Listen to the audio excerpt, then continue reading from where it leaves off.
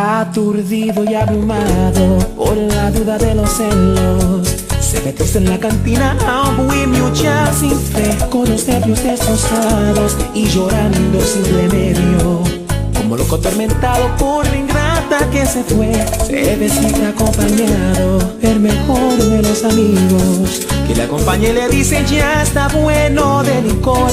Nada remedia con llanto, nada remedia con vino, al contrario la recuerda mucho más su corazón. Una noche como un loco mordió la copa de vino y le hizo un cortante filo que su boca destrozó, y la sangre que brotaba confundióse con el vino, y en la cantina se gritó a todos se estremeció.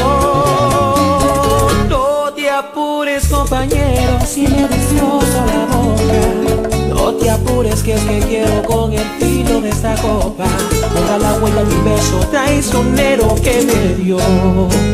Mozo, sírveme la copa rota, sírveme que me destroza esta fiebre de obsesión. Oso, sírveme la copa rota, quiero sangrar gota a gota el veneno de su amor.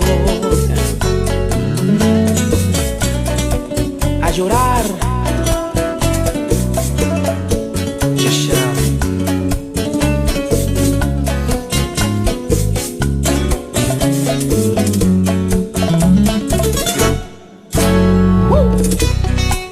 SP is a problem.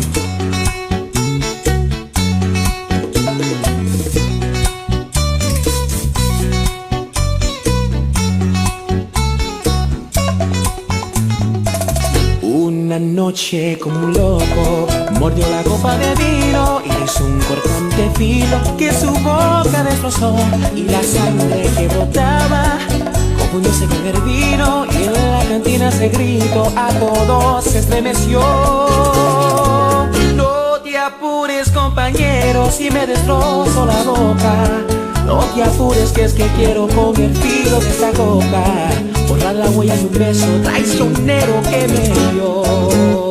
Mozo, sírveme la copa rota, sírveme que me destroza esta fiebre de obsesión.